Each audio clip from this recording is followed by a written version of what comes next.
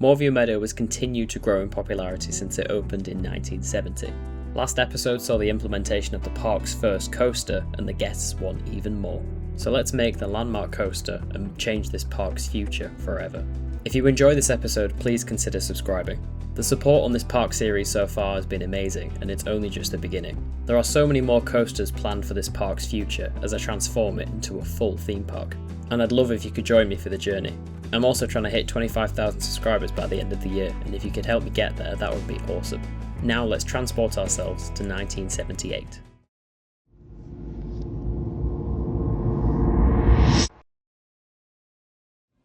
Welcome back to Moorview Meadow. It is episode 3 and we are in 1977, and the park needs a major coaster to put this park on the map in the rest of the UK as one of the best amusement parks out there. It needs its landmark attraction now. The park has gotten to a certain size where it needs this.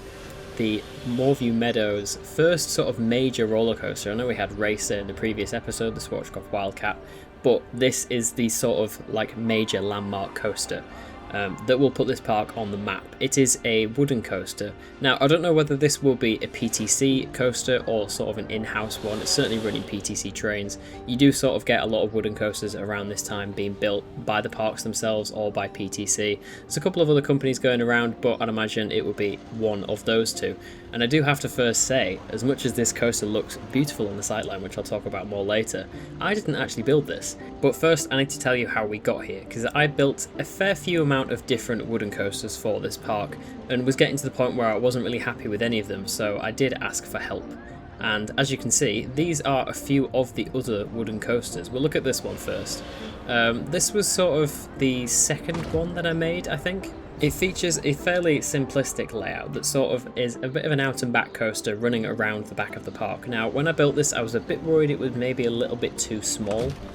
So I did have a go at building a coaster over here, which was a much larger model, very much out and back still as the first one I showed you, but this one just felt way too big. As you can see on the sightline, it's a very large wooden coaster. I did think for the park's first major roller coaster, it would have probably been a bit too much, definitely out of their budget.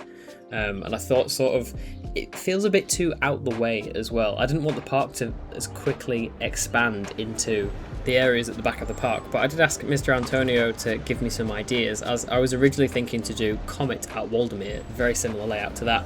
Still couldn't really get anything to work, and then Antonio just produced this absolutely beautiful coaster, which I'll get on into more detail in a bit. But I did also want to mention some other attractions that I am considering for this episode. That's a wooden coaster, there we go. This is a log flume. Well, I'm sure you've seen a log flume before. Don't know why I announced that so weirdly. I did come up with a couple of different layouts for log flumes that I wanted to add into the park. I wasn't really sure where they would go or what they would look like or what sort of size, but I thought since it has been a few years, there might sort of be another few attractions maybe around the wooden coaster that it's not just the wooden coaster on its own.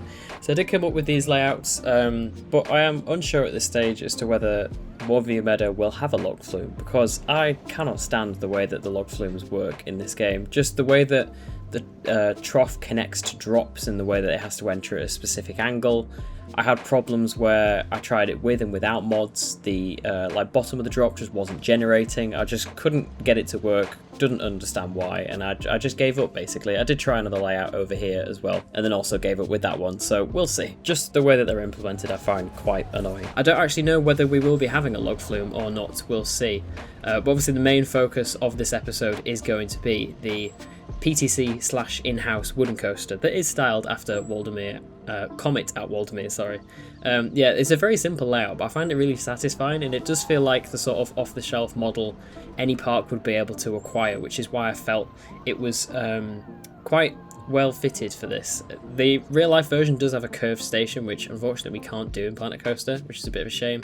But yeah, I do really like the way that this coaster looks. Antonio's done an absolutely cracking job. I was just really struggling to get the shaping and the speed of it correct, and a little bit of jank as well that I wanted to get in there, just wasn't really working. And then he just produced this coaster so quickly that I thought, yeah, that's perfect. But don't worry, because the next episode is going to be a coaster of mine. As much as I absolutely love having my friends along to build coasters in this park, there is one of mine coming in the next episode. So I'll walk you through the layout quickly. If you are not familiar with Comet at Waldermere, it does a slow flat turn out of the station that obviously gradually gets lower. Up the lift hill does a sort of quite shallow drop first to maintain speed. There's a fairly jank transition into this turnaround section, then a drop into a double up that goes above the station with another lovely jank transition there. This is exactly how these coasters would have been and still are. Then you get a nice series of airtime hills, a low to the ground turn underneath that second turn of the ride, and then a couple more quick succession airtime hills into the brakes. Obviously this isn't the most insane coaster in the world. We are still trying to keep it relatively family friendly at this stage. I think it's quite a safe bet, including budget as well, to keep the park relatively family friendly until this attraction comes in. This is where the next episode will be. I wasn't going to let this previous Ferris wheel plot sit abandoned for too long, so you'll be hopefully really happy with what I'm putting there. I'm very excited about it, yeah. But we shall get more onto episode 3 and complete the area around this wooden coaster and hopefully add a few more nice bits too. Right, update number 2. This isn't a huge one. I did sort of do some parts a little bit further than I would like to, and then other parts not so much. The wooden coaster is looking really nice. I really like the landscaping that I've added into it. I've added a bit of retaining towards this lake as well, but I'll walk you through everything that we've done. As you can see, there is quite a lot going on. I've added the station building in there as well. First of all, quite a fair bit of custom supporting, as you can see here.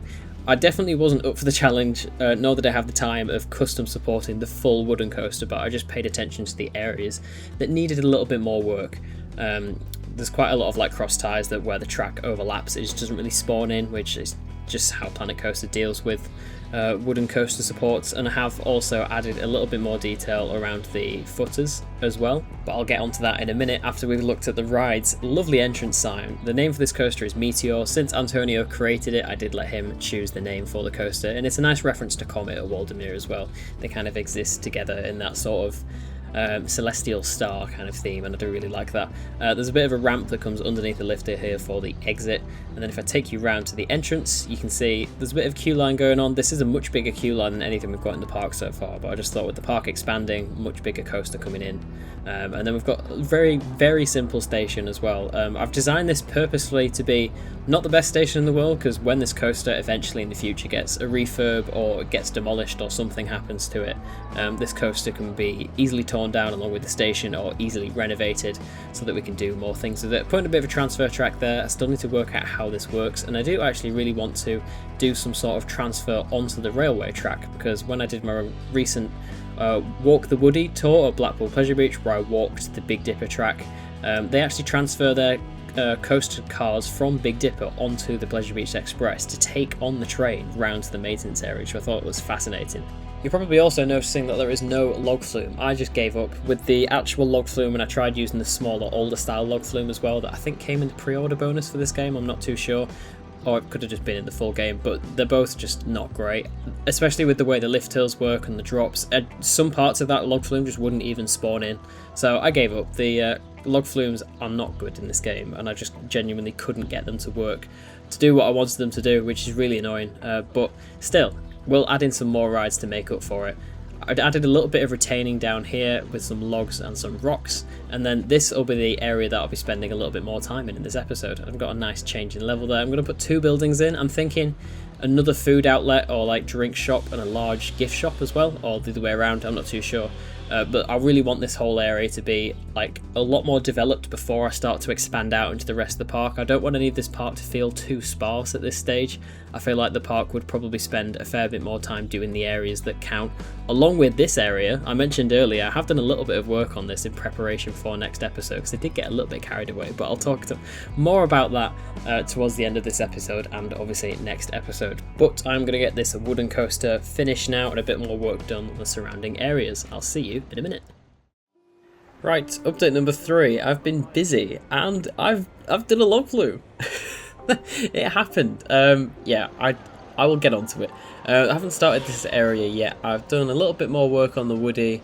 I can't remember whether this transfer thing was in last time, but I've added this. It does look quite long, so I don't know whether it'll stay in this format or not, but I do really like the idea of using the train ride to get to the maintenance area, which is really cool. I've added a few more cross ties, a little bit more trees, change the landscaping a little bit. Oh, I may as well show it anyway. Here's the log flume.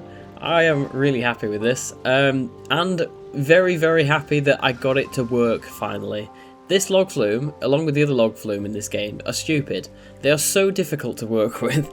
The only reason I got this one to work is because the drop part for this is actually from one of the in-game blueprints that I just had to strip apart the rest of the layout and make this so that it would work, but I don't understand. This bottom piece for me just wouldn't spawn. I tried it with mods, without mods.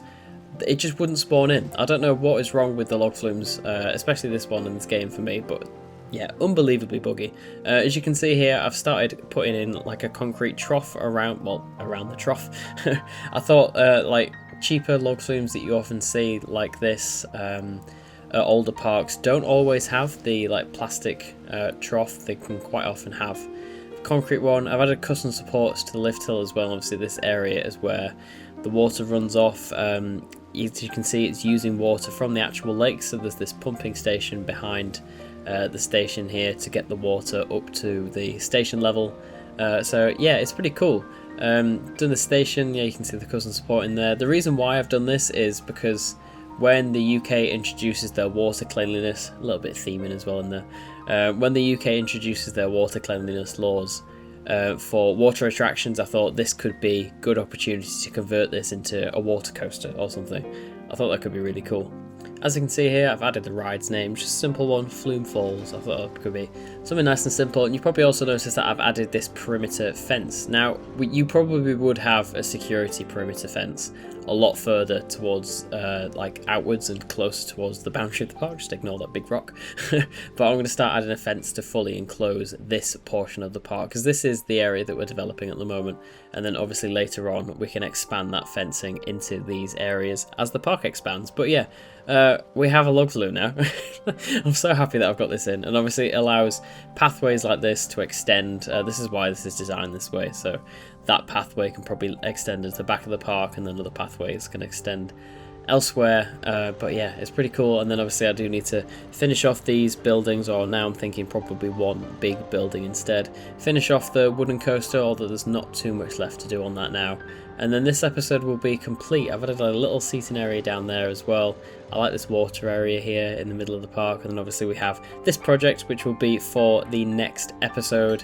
Yeah, there's a lot going on in Moorview Meadow at the moment. I feel like it's finally got its steam back this episode. I was a bit worried at the start that it wasn't going to feel complete enough for like the time jump that we've had. But with Antonio's fantastic wooden coaster, the log flume that I've finally managed to build, and a few other additions, this episode is shaping up to be a really good one with lots going on. But I will get back to you in the final update for this episode and give you a tour around.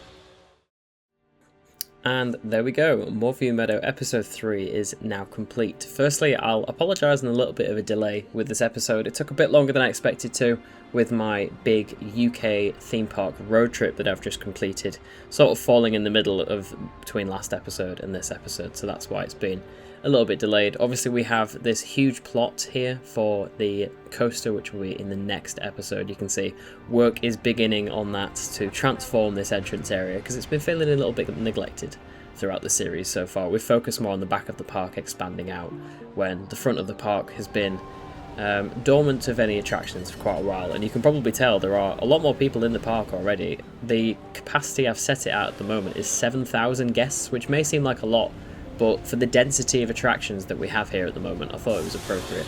I've added in the train crossing path piece as well that came in the latest update to Planet Coaster 2, which was an awesome feature to have.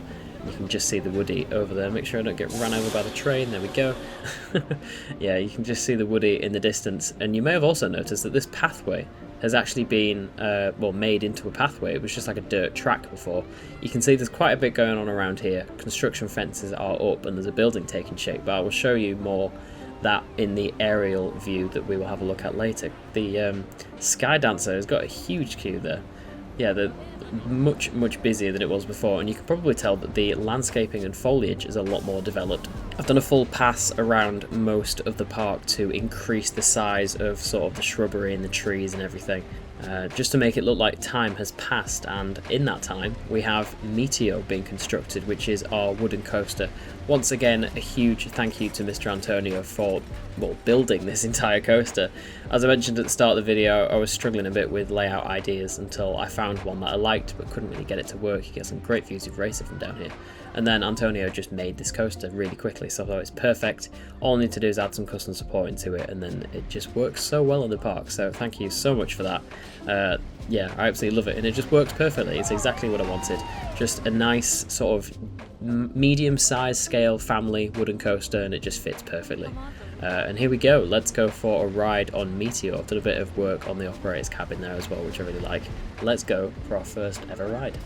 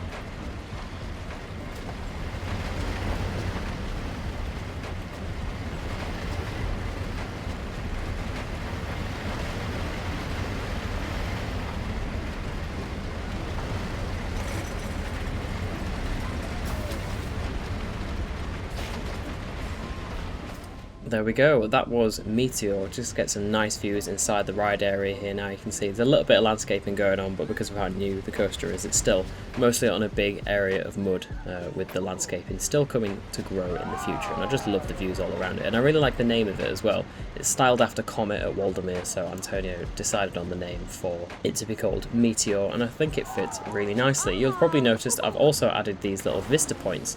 I kind of had the idea of, I was watching a vlog from Seabreeze, which is an amusement park in America, where they had these like fact history boards around the park where they had like old photos. Maybe I could implement like old photos in the future, but for now just thought I'd keep it simple. Lovely views there, and put some like fact cards around the park, so I thought that could be something quite nice to do. Obviously that previous one said that this used to be a farmland before it got converted into a park, and then you can just see the coaster going around there. I can't not get some nice views of it going around. You can see those custom boards that I've added over the track there as well, just in areas where the train does go above pathways. And then there's this one over here that says Moorview Farm originally opened in 1812, owned by the Parkers. And that is actually a reference to a park series that I did actually cancel towards the end of Planet Coaster 1. There was quite a few of the coasters for it were in my abandoned and unfinished series that I made at the end of Planet Coaster 1. And that park was called Parker Pleasure Parks. It was an amusement park owned by the Parker family, so it's kind of a little Easter egg to that. I do like putting Easter eggs in. Same with the wheel being called Wonder Wheel, after one of my series that I made called Wonder World. Now here we are on the log flume.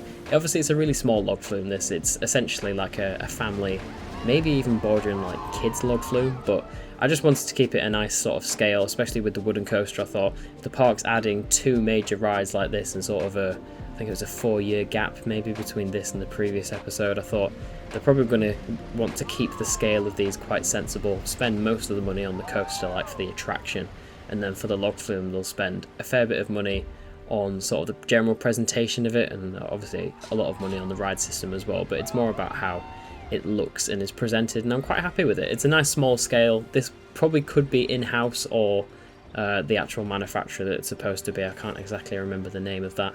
But I think, is it the F&F Thriller, I think it's called in game, or something like that. But yeah, it's like the much smaller log flume, and I did finally manage to get this to work, and as I mentioned in a previous update, but it was a little bit of a pain because the log flumes in this game aren't exactly ideal, but I did make it work, and I quite like it how it's out over the lake as well. I've put this fence in here to hopefully stop most of the splash from the drop coming into the queue line, because I sort of boxed myself into a bit of an area when I realised how close the queue was to the ride, but Yeah, this is the station building. I don't actually think I've showed you the station building before. No, yeah, I built this in between the last update and now. It's quite nice and simple. It's just like loads of beams and columns and logs everywhere, but I'm quite happy with it. You can see the concrete trough there and the escape platform, which I'll show you later when we go into an aerial view. That was fun doing that, and then you can see some pipes running around as well. That one takes water from the lake and feeds it up to the bottom of the drop there as well. Obviously this ride is contains lake water, so we'll see how that changes in the future as to what laws come into place about using lake water for water attractions in theme parks in the UK, which should be quite interesting. But I'm really happy with the station. I did go a little bit more detailed than usual, and maybe even a little bit themed as well. I thought it's the park's first time experimenting with themes, which I thought could be quite interesting as well, or maybe just like strong stylization, like it's got a bit of a bigger budget for stuff like that now. So sort of an indication as to where the park's going in the future as well, I guess. Really like this section that goes out over the water, and you get some great views across the rest of the park as well. And like I said, because this does use lake water when the UK attractions legislation, I guess, comes in for cleanliness for water attractions, it'll be interesting to see what happens to this, because I think most parks in the world, and especially the UK, have taken out their log flumes in favour of other attractions where the water can be filtered. Nice small drop there. Like I said, this isn't anything crazy, but I do quite like the effect of how the concrete trough has worked. It's worked quite nicely there. Like quite a few parks, older log flumes have done this, especially when they're using terrain a lot as well, because it acts as a bit of retaining. I think it's probably cheaper as well, because it's much less maintenance than the like the plastic fiberglass style log flume troughs. Mind your head on that bridge. And then we come into the station, and I'd imagine we will probably just crash straight into the back of the other boat. Bonk! And there you go, you've experienced all that Moorview Meadow has to offer in 1978, and in 2 years' time, 1980, you'll see what the next attraction will be, which is an even bigger coaster than the wooden coaster over there, which I showed you a little bit of a glimpse of earlier. The 1980 edition is really going to make this park transform into a proper amusement park with some major thrills, so really excited for next episode. It should be a really fun one. See the wooden coaster going past there. It's really nice to just watch this park come alive, and especially now that it's got a lot more movement with a lot more attractions as well. It's just fascinating watching it all unfold. I am sprinting backwards here to try and get a nice view of the meteor sign. There we go. Can I get both attractions in one shot? There, that's kind of nice. Let's go for an aerial look around this park. Here we go for one last look at Moorview Meadow and its 1978 build from the sky, and you can see a lot more of what I've been doing in this episode, like a lot more of the foliage growing up as well. The park feels a lot more dense in its foliage now, which is really nice to see. It is interesting now that the park does feel a lot more back-end loaded, especially with this next addition here, with this new pathway running down the side of the what's it called, the cherry plane ride. The pathway's kind of going with the contours of the land as well, and you've got this nice retaining wall along here, which will be another food unit sort of to interact with this area here. I do quite like the level change. I think that works quite nicely. It'll be interesting to see how wheelchair accessibility fits into that as well, because I think in 1978 there still wasn't laws for it in the UK. It doesn't come in until much later, so I will do a pass over of the park when that happens to make everything wheelchair accessible, including this area down here, and it'll be quite interesting to see, well, for you to all see sort of how that works, so you can implement those features into your park as well. But I am really happy with the log flume. It's very nice and simple. You can see the scale of it, especially when I was zoomed out there, that this isn't a huge ride, and to make major additions in a smaller park, all it takes is stuff like this. And I'm really happy with the way that it's all come together. You can see that water pipe there delivering water from the tanks back here up to the bottom of the first drop. Then you've got the water coming out the station there as well. It's really nice how this all works. And oh, actually, I forgot about this. I detailed a full like sort of escape and maintenance catwalk down the side there. That takes up quite a lot of pieces, but I'm really happy with how detailed with it is. It's pretty cool, and obviously it runs across this section here, so you can escape over there should the ride shut down for any reason. You've got that sort of drawbridge style ramp there that takes you over to this maintenance area should you need to escape. But the idea with this raised restaurant at the back, actually, and the other half of this log flume being raised up as well, is that all the soil from this lake being dug out is used to raise up these areas, which I thought was a nice idea. And we also have the train ride in, which has had a bit of an upgrade since last time, in which it has had this fence run the entire length of the layout that I've added in. The reason for this is that I think the park would probably start to care more about the boundary now, especially with all of this foliage that's along here and these trees mature, and they want to make the boundary a little bit more official. I've also added some trees and foliage in here as well. A little bit more cable, like what they're called, like supports, that's the word, on this coaster on the turnarounds. That took a lot of effort to get that word out. But yeah, I'm really happy with how Meteor looks and just how the whole park looks in general now. This whole area is so developed compared to even just episode 1, and even the last episode is so much more dense now. There's a lot more going on, and now we need to turn our focus back to the entrance area before expanding into the further areas as well. But obviously next episode will be this area all over here, making this coaster. It's going to be a little bit sensitive with these houses being there, which is why certain things are there. That tree has also fallen over, RIP. But yeah, there's some concrete retaining being put in as well, using the old ride pad from the Ferris wheel, and making the entrance experience feel a lot better than it currently does, because it does feel quite lackluster, especially if you visited the park before with the Ferris wheel being in its original location, and now obviously having moved because of the views being compromised for those house owners. But yeah, this area of the park does look really nice. I'm really happy with how it's all developed together. 2 brand new major attractions in the past 4 years have been added, with a huge family wooden coaster and a pretty decently sized family log flume as well. And this area of the park is getting very developed, so sort of after we put in the coaster over by the entrance, it's time to expand further and push the actual external boundary of this park further into this map, build more amazing attractions, coasters, all sorts. I'm really excited to see how this series progresses, and I will see you next in episode 4, where I add this park's next thrill coaster, or should I say first ever thrill coaster if you count all the coasters so far as family coasters. This is the first proper thrill coaster. Things are going to get loopy. I will see you in the next episode. Goodbye and thank you for watching. Finally, the shipment from Germany is here. I best go hire some cranes.